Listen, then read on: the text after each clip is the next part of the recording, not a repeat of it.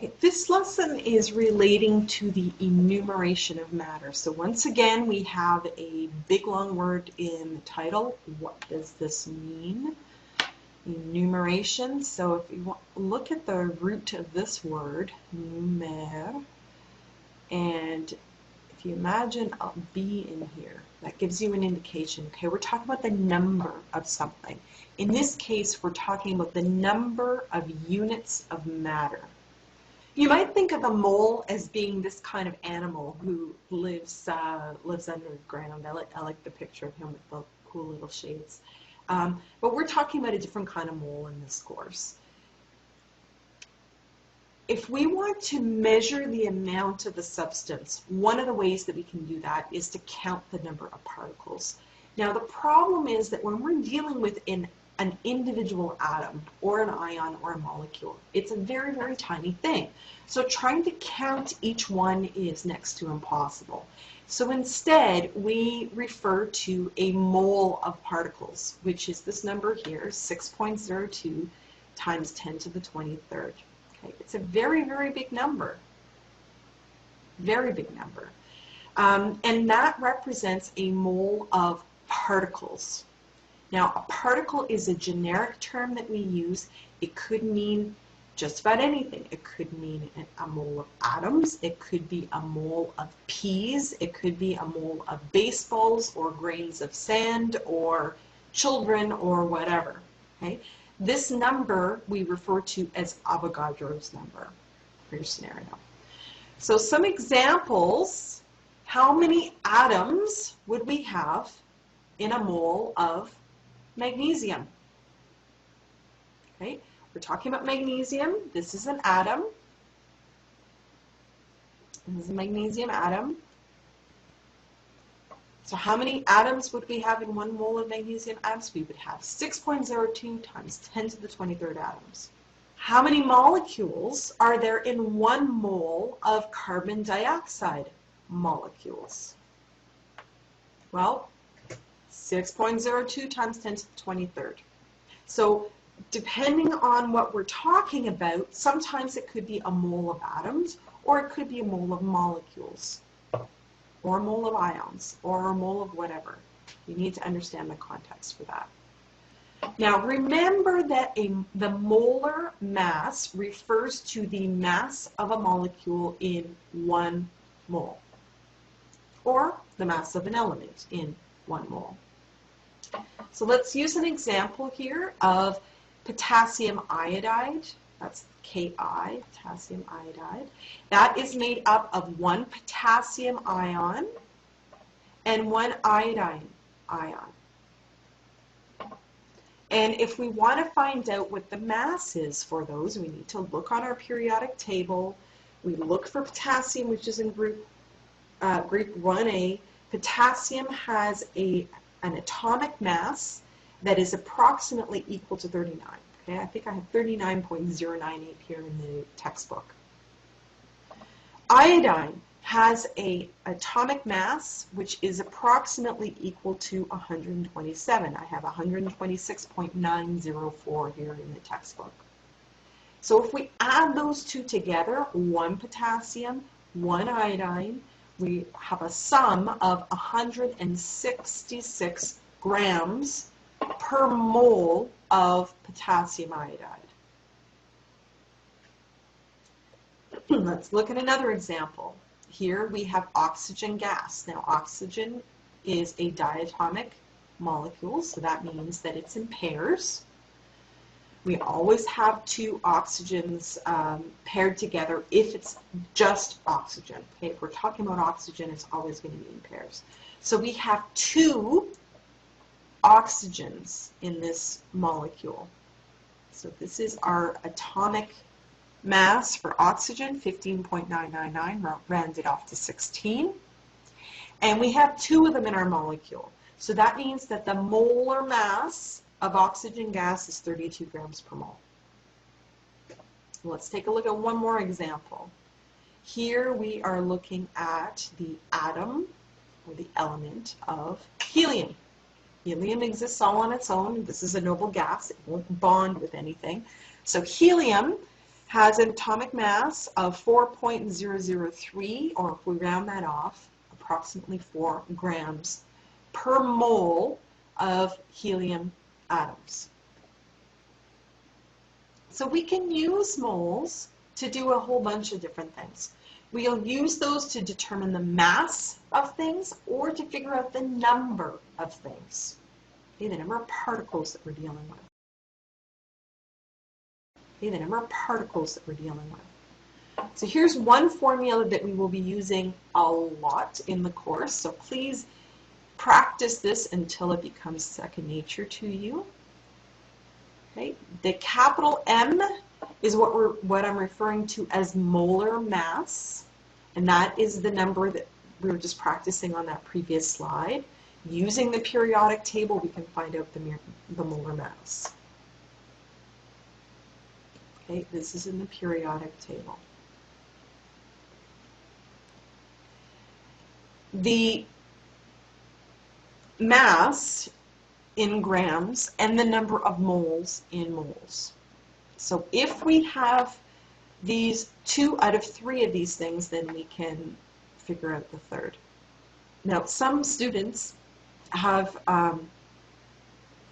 like to represent this in a triangle. If that helps you, then please do.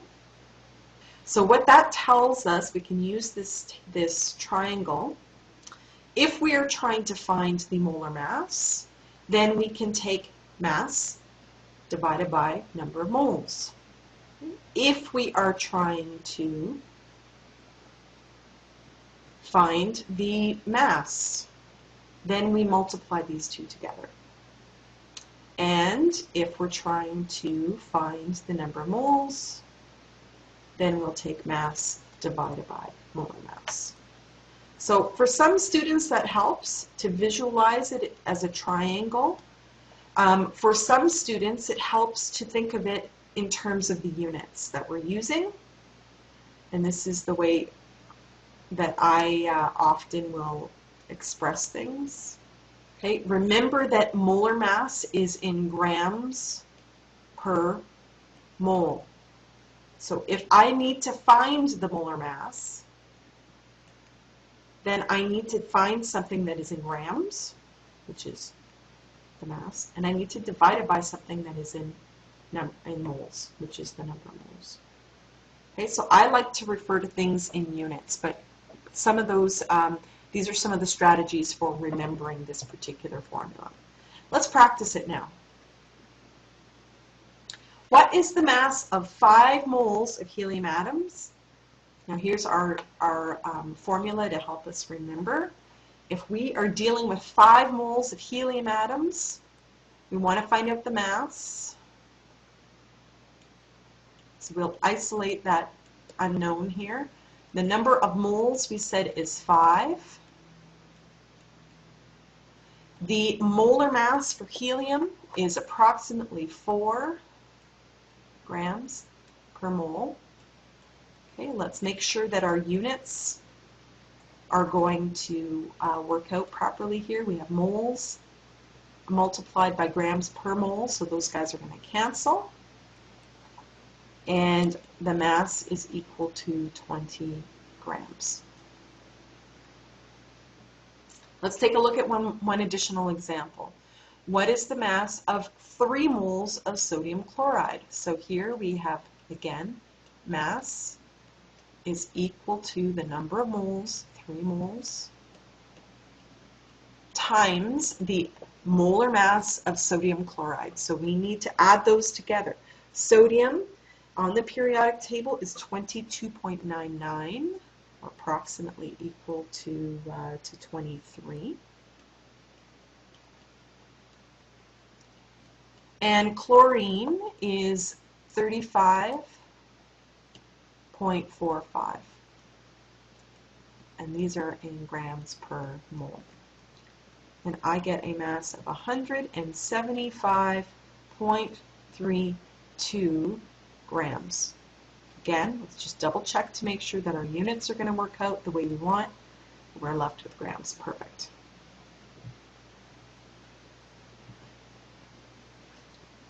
Okay, let's take a look at it from another perspective. Here we are given a mass and we want to find out the number of moles. This is a very common calculation that we will need to perform. So we want to find the number of moles. This is equal to our mass, which is 9.5 times 10 to the second grams, divided by the molar mass for silver. We look on our periodic table, we find that the atomic mass is 107.868 grams per mole. Find out that the number of moles is equal to 8.8 moles. Again, let's just double check using our units to make sure that this is going to cancel out properly. If we have 1 over 1 over moles, we end up with moles. Perfect. That's what we need. Okay, one more example here. How many moles are in 3.5 times 10 to the minus 4 grams of magnesium oxide? So we have our mass, 3.5 times 10 to the minus 4, divided by our molar mass for magnesium oxide. So we have, manganese oxide, not magnesium. Manganese oxide, we have 54.938 plus 2 oxygens, 15.999 times 2. This is in grams. This is in grams per mole. Okay, I get a very small number in this case, 4.03 times 10 to the minus 6 moles. Okay, which is to be expected. We have a very tiny amount. So a very small amount of mass is going to produce a very small amount of moles.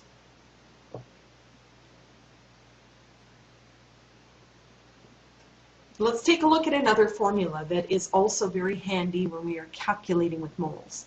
So if we are given a number of particles, now remember, a particle can be atoms, it could be molecules, it could be baseballs or whatever.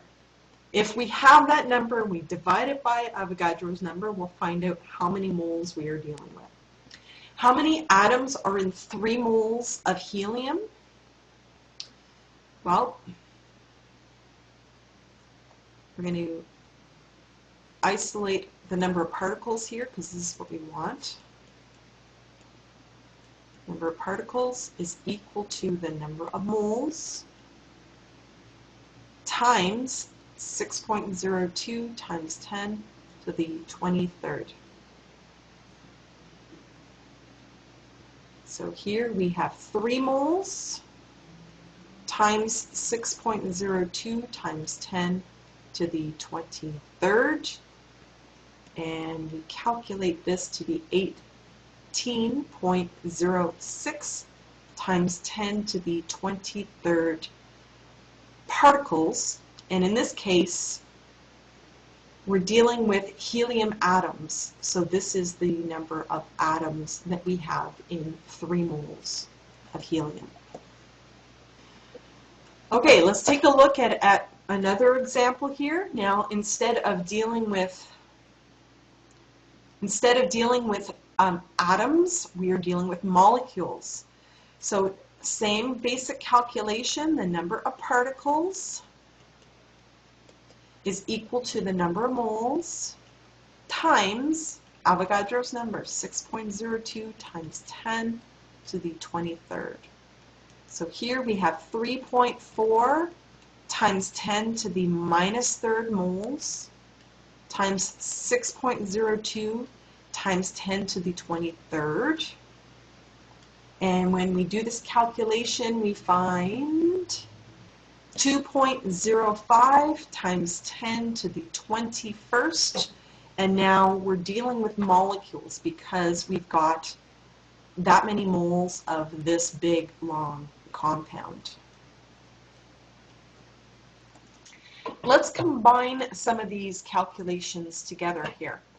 If we want to find out the number of carbon atoms in 300 grams of carbon, we're going to need to do a bit of, we're going to need to put those two equations together. So the number of moles, first of all we want to find the number of moles, okay, because we know the mass.